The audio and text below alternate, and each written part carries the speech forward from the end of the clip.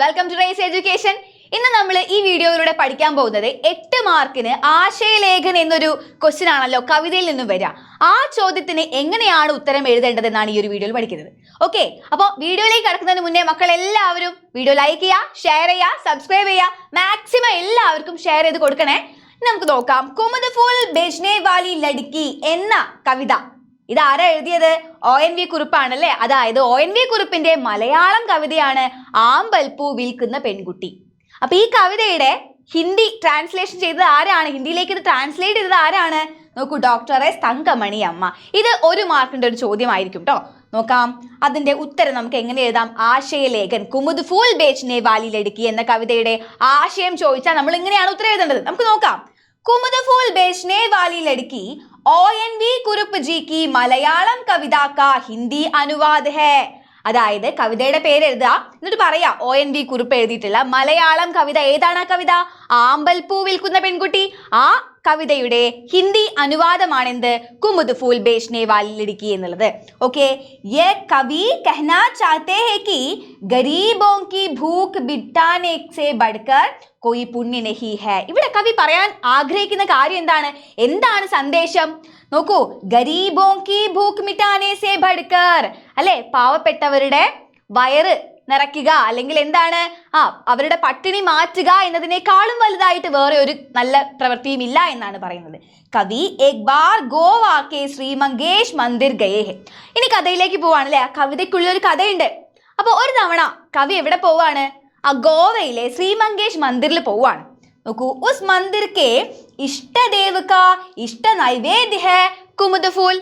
ആ ഒരു അമ്പലത്തിലെ ഇഷ്ടദേവന്റെ അവിടുത്തെ പ്രതിഷ്ഠയുടെ ഏറ്റവും ഇഷ്ടപ്പെട്ട നൈവേദ്യമാണ് എന്ത്? കുമുദ് ഫൂൽ. കുമുദ് ഫൂൽ എന്ന് പറഞ്ഞാൽ ആമ്പൽപ്പൂവ്. ഓക്കെ, മന്ദിർ കെ പാസ് കുമുദ് സരോവർ ധാ. അപ്പൊ അമ്പലത്തിന്റെ അടുത്തായിട്ട് എന്തുണ്ട്?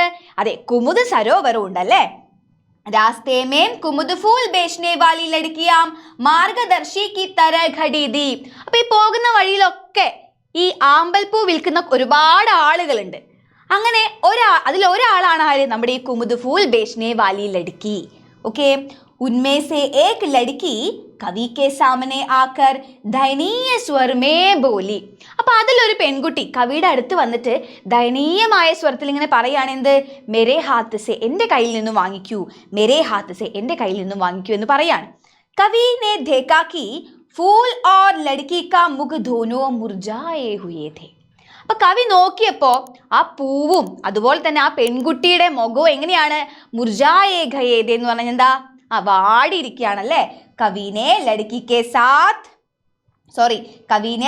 കെ ഹാത്ത് മേം ഫൂൽ കെ ദാം കെ രൂപ മേം. അപ്പം കവി എന്ത് ചെയ്യാണ്? ആ പെൺകുട്ടിയുടെ കയ്യില് ആ പൂവിന്റെ പൈസ എന്ന രീതിക്ക്, പൂവിന് മുടക്കേണ്ട തുക എന്ന രീതിക്ക് एक छोटा सिक्का रख दिया, ഒരു ചെറിയൊരു നാണയത്തുണ്ട് വെച്ചു കൊടുത്തു. നോക്കൂ, കവി की राय में यह फूल उस लड़की के लिए अन्न है. അപ്പൊ കവിയുടെ മനസ്സിൽ എന്താണ്? ഈ വെച്ചു കൊടുത്ത നാണയം ആ പെൺകുട്ടിക്ക് അന്നത്തെ അന്നമാണ്, ഭക്ഷണത്തിന്റെ തുകയാണ്. വ ഫൂൽ ബേച്ച്കർ അന്ന കാ പൈസ കമാത്തി ഹെ. അവള് പൂ വിറ്റുകൊണ്ട് ഭക്ഷണത്തിന്റെ തുക ഉണ്ടാക്കുകയാണ്, ഭക്ഷണത്തിന് വേണ്ടിയിട്ടുള്ള പണം സമ്പാദിക്കുകയാണ്. ഉസ്കി ഭൂഖ് മിട്ടാനെ സേ ബഡ്കർ കോയി പുണ്യ കർമ്മ നഹി ഹെ. അവളുടെ ആ ഒരു വിശപ്പ് മാറ്റുക എന്നതിനേക്കാളും വലുതായിട്ടൊരു പുണ്യപ്രവൃത്തിയും അന്ന് കവിക്ക് ഉണ്ടെന്ന് തോന്നിയിട്ടില്ല. ഇസ്ലിയേ വേ ബിനാ ഫൂൽ ലിയേ ഖാലി ഹാത്ത് മന്ദിർ കി ഓർ ആഗേ ബഡേ. അങ്ങനെ പൂവിന്റെ പണം കൊടുത്തു, പക്ഷെ പൂ വാങ്ങിച്ചില്ല. പൂ വാങ്ങിക്കാതെ കവി എന്ത് ചെയ്യാണ്? മുന്നിലേക്ക്, അമ്പലത്തിനുള്ളിലേക്ക് നടന്നു പോയിക്കൊണ്ടിരിക്കുകയാണ്. कवि कहना चाहते हैं कि गरीबों की भूख मिटाने से बढ़कर कोई पुण्य नहीं है. ഇതാണ് ഈ കവിതയിലെ മെയിൻ പോയിന്റ്. അപ്പൊ 2 മാർക്കിന് ചോദിക്കും ചിലപ്പോൾ എന്ത്? കുമുദ് ഫൂൽ ബേച്നെ വാലി ലഡ്കി എന്ന കവിതയുടെ സന്ദേശം എന്താണെന്ന് നമ്മളോട് 2 മാർക്കിന് ചോദിച്ചാൽ എന്താ എഴുതി കൊടുക്കുക? നോക്കൂ, കവി कहना चाहते हैं कि गरीबों की भूख मिटाने से बढ़कर कोई पुण्य नहीं है എന്നുള്ളതാണ് ഉത്തരം. ഓക്കെ, ഇനി ഈ ഒരു കവി കുമുദ് ഫൂൽ ബേച്നെ വാലി ലഡ്കി എന്നത് ആരുടെ കവിതയാണ്? ONV കുറുപ്പ് അല്ലെ. ഇത് ഏത് മലയാളം കവിതയുടെ തർജ്ജമയാണ്? ഹിന്ദി ട്രാൻസ്ലേഷൻ ആണ്. ആമ്പൽപ്പൂ വിൽക്കുന്ന പെൺകുട്ടി. അപ്പൊ ഇത്രയും കാര്യങ്ങൾ നന്നായിട്ട് നോക്കി വെക്കുക. അടുത്ത നോക്കൂ, ദോസ്തി കവിത പർ ആസ്വാദൻ ടിപ്പണി ലിഖേ. ദോസ്തി കവിതയുടെ ആസ്വാദന കുറിപ്പ് എഴുതാനാണ് പറഞ്ഞിരിക്കുന്നത്. നമുക്ക് നോക്കാം. श्रेष्ठ हिंदी गीतकार श्री आनंद बख्शी का जन्म सन 1930 को वर्तमान पाकिस्तान के रावलपिंडी में हुआ। ले भला आदमी फिल्म में उनका पदार्पण हुआ। उनका प्रसिद्ध गीत है शोले फिल्म की ये दोस्ती। നമ്മളൊക്കെ കേട്ടൊരു പാട്ടാണല്ലേ ഇത്. ഹേ ദോസ്തി ഹം നഹീ തോടെങ്കേ. അപ്പൊ ഈ പാട്ട് നമുക്ക് എല്ലാവർക്കും അറിയാം. അപ്പോൾ ആ ഒരു പാട്ടിലേക്കുള്ള ഒരു ഇൻട്രോ കൊടുത്തത് നോക്കൂ. ശ്രേഷ്ഠ ഹിന്ദി ഗീതകാർ ശ്രീ ആനന്ദ് ബക്ഷി കാ ജന്മല്, അവരുടെ ജനനം വരെ പറഞ്ഞിട്ടാണ് നമ്മൾ ഇൻട്രോ കൊടുത്തിരിക്കുന്നത്. ഇനി നമുക്ക് അതൊന്നും ഇല്ലെങ്കിലും സിമ്പിൾ ആയിട്ടും ഇങ്ങനെ എഴുതി കൊടുക്കാം. ശ്രേഷ്ഠ ഹിന്ദി ഗീതകാർ ശ്രീ ആനന്ദ് ബക്ഷി കാ എന്താണ് പ്രസിദ്ധ ഗീത് ഹേ ഷോലെ ഫിലിം കി ഹേ ദോസ്തി. ഇസ് ഗീതകാർ സംഗീതക്കാർ R.T. ബർമൻ. ഇതൊക്കെ ഇമ്പോർട്ടൻ്റ് ആണ്. ഈ ഒരു കവിതയെ കുറിച്ചുള്ള ആസ്വാദന കുറിപ്പ് ചോദിക്കുമ്പോൾ അതിന്റെ സംഗീതകാർ മ്യൂസിക് ഡയറക്ടർ ആരാണെന്ന് നോക്കണം. R.T. Barman or പാർശ്വഗായ Kishore Kumar or മന്നാട്ടെ ഹേ.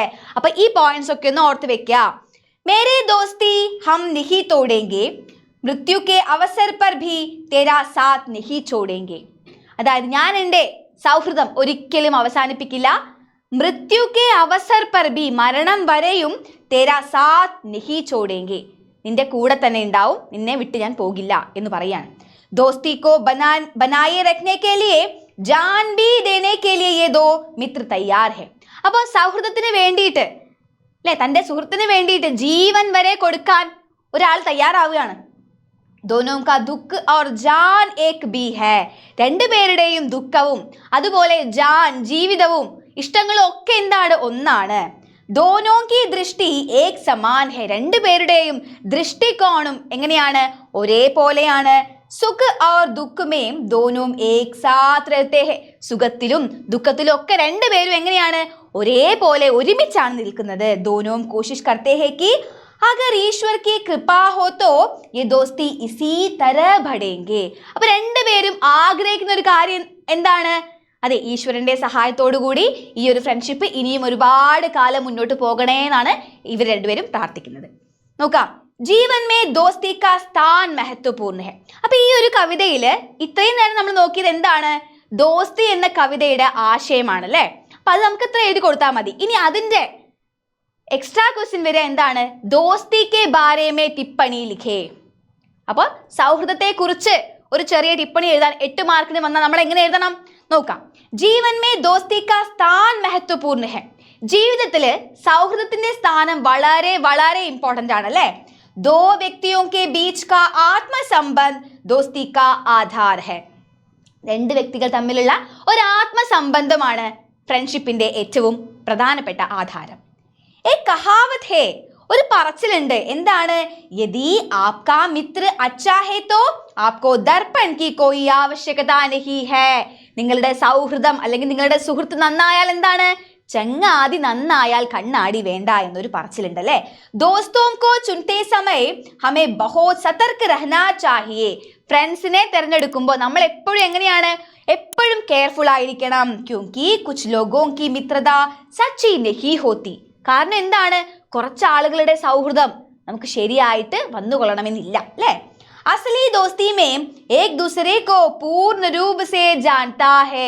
ശരിയായിട്ടുള്ള ഒരു സൗഹൃദത്തിൽ ഒരാൾക്ക് മറ്റൊരാളെ കറക്റ്റായിട്ട് മനസ്സിലാകും. അപ്നി ബാത്തേ ബിനാ കോയി ഹിച്ചക് സേ ദൂസരെ സേ ബാട്ടെ ഹേ. സച്ചാ മിത്ര മിൽന ബഡേ സൗഭാഗ്യ കി ബാത് ഹോത്തി ഹെ. നല്ലൊരു സൗഹൃദം അല്ലേ, നല്ലൊരു സുഹൃത്തിനെ കിട്ടുക എന്നുള്ളത് വളരെ വളരെ ഭാഗ്യമുള്ള ഒരു കാര്യമാണ്. സച്ചാ മിത്ര കിസി ബി ആപത്തി മേ അപ്നെ മിത്ര കോ ചോട് കർ നഹി ജാതാ. ഒരു ആപത്തിലും നമ്മളെ വിട്ട് നല്ലൊരു സുഹൃത്താണെങ്കിൽ പോവില്ല അല്ലെ. വേ സുഖമേ ഹോയാ ദുഃഖമേ സാത്ത് രഹത്തെ ഹെ. അവർ സുഖത്തിലും ദുഃഖത്തിലും ഒക്കെ നമ്മളെ കൂടെ തന്നെ ഉണ്ടാകും.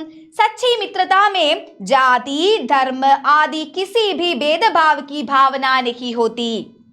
നല്ലൊരു സൗഹൃദത്തില് ജാതി മത വർണ്ണ വേഷവ്യത്യാസങ്ങളൊന്നും ഉണ്ടാവില്ല അല്ലെ. सच्चे मित्रों से अलग होना बहुत दुखदायक होता है. समाज में जीने के लिए अच्छी दोस्ती बहुत सहायक होता है. നമുക്ക് സൊസൈറ്റിയിൽ ജീവിക്കണമെങ്കിൽ നല്ല കുറേ സൗഹൃദങ്ങൾ വേണം.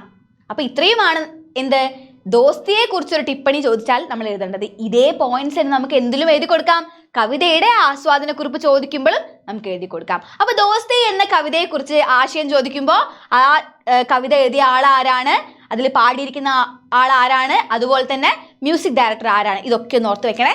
നോക്കൂ അടുത്തത്, ആത്മീ കാ ചെഹ്റ കവിത पर आस्वादन टिप्पणी लिखे. ओके നോക്കൂ, आत्मी का चेहरा कुंवर नारायण जी की एक समकालीन कविता है. ആത്മീ की चेहरा എന്നുള്ളത് കുംവർ നാരായൺ ജിയുടെ ഒരു സമകാലീൻ കവിതയാണ്. इसमें कवि श्रमिकों के महत्व के बारे में कहते हैं. ഇവിടെ കവി എന്താ പറയുന്നത്? ശ്രമികോം കെ, പരിശ്രമിക്കുന്ന ആളുകളുടെ മഹത്വത്തെ കുറിച്ചാണ് പറയുന്നത്. കൂലി പുക്കാർത്തെ സമയ് ഏക് ആദ്മി കവി കെ സാമനെ ആക്കർ ഖടാ ഹോ ഗയ. അപ്പൊ കൂലി എന്ന് വിളിച്ചപ്പോ ഒരു മനുഷ്യൻ വന്ന് ആളുടെ മുന്നിൽ നിൽക്കുകയാണ്. ആരുടെ? കുംവർ നാരായണന്റെ. വോ കവി കെ സാമാൻ ഉഠാക്കർ ചലനെ ലഗ. അവർ വന്നു, കവിയുടെ സാധനങ്ങളൊക്കെ എടുത്തു പോയി, അല്ലേ? കവി അപ്പനെ കോ ശ്രേഷ്ഠ और കൂലി കോ നികൃഷ്ട യാ തുച്ഛ മാനത്തെ ഹൈ. അപ്പോൾ ഇവിടെ കവി എങ്ങനെയാണ്? കവിയായിട്ടുള്ള കുംവർ നാരായൺ ജി ആ കൂലിയെ കാണുന്നത് വളരെ തുച്ഛമായിട്ടാണ്, ഒരു വിലയും ആ മനുഷ്യന് കൊടുക്കുന്നില്ല, അല്ലെ? ഇസ്ലിയെ കവി ഉസ്കെ 10 കദം പീച്ചെ ചല.